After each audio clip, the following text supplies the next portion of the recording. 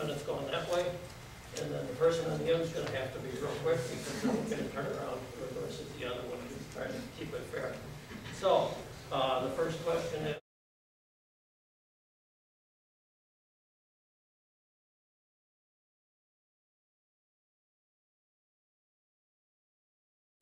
the first questions for the candidates, starting with Karen Polis at the end, is what does comprehensive immigration reform mean to you?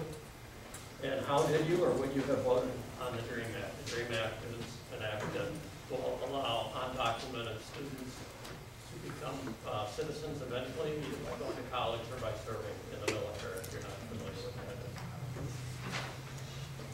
Thank you. I want to thank Bob and Julie and everybody who organized this, as well as everybody who came out to civically participate and make up your minds in several important choices that you'll have. Next week you get a mail ballot, or in a few weeks if you vote in person. As many of you know, I'm very passionate about fixing the broken immigration system. It's one of my top priorities in the United States Congress. When we say comprehensive, we really mean fix it.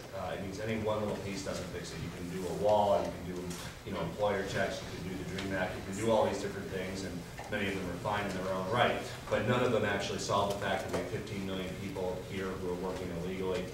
We have no border enforcement. It's kind of a joke. We're putting up people down in Aurora at the detention center. Taxpayers are paying $120 a day to put up people who are just kind of out there, not really committing any crimes other than just being here and working here, and now we're putting them on the taxpayer expense. None of that makes any sense. Let's replace it with a system that works. There's kind of a common sense solution. It needs to provide a way for people who are here illegally to get right with the law. What does that mean? It means some kind of penalty in recognition of the fact that they violated the law. It could be $1,000 fine, $2,000 fine, could be some mandatory community service. It can't be a $100,000 fine, or they're not going to come forward and do it. They can't afford to do it. We'll be in the same situation we are. So it has to be workable. Better border security, real employment verification, which we're proposing in a bill I'm a co-sponsor of in the House, and there's a Senate version as well. A real workplace verifiable ID. Right now we kind of use a Social Security card. That's kind of a joke. DREAM Act, obviously it's a part of comprehensive immigration reform. These kids didn't violate the law. Their parents brought them here when they were 2, 3, 4 years old. They grew up here. They're cheerleaders. They're football players. They're just as American as everybody else. We should recognize these de facto Americans. I'm a co-sponsor of the DREAM Act. I strongly support it, and I've talked about it a number of times on the floor of the House and in public as well. We have an urgency to do it to help these de facto Americans become actual Americans. Perfect.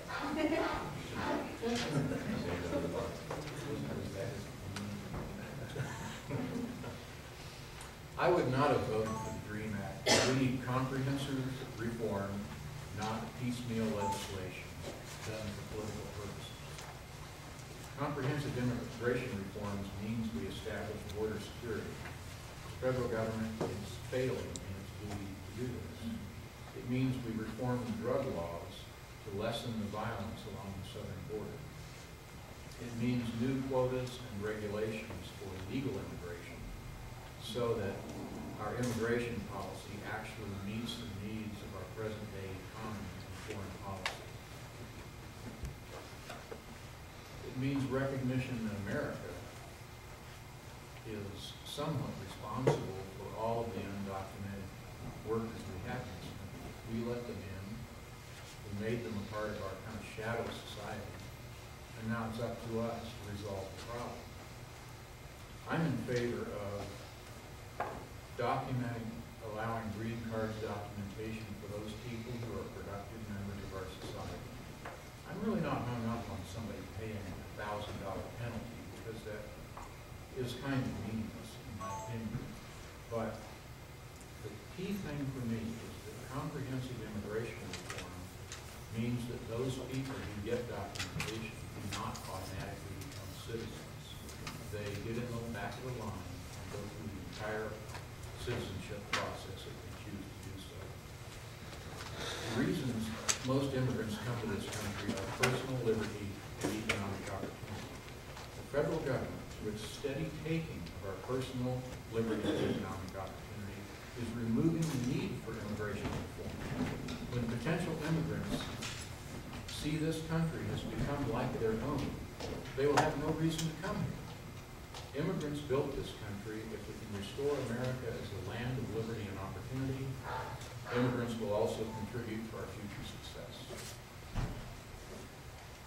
All right, it looks like we have consensus on the opinion that we need to secure our borders.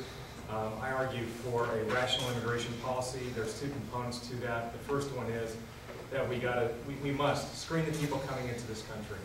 They can't be criminals, can't be terrorists, can't be carrying communicable diseases. The second part of it, which nobody else has really talked to, is that once you're in this country, you're coming here to make a better, independent life for yourself, not to become a burden on the rest of society here. That has to be enforced in reforming immigration. As another aspect to this, I haven't heard any of the other folks talk about the economic incentives.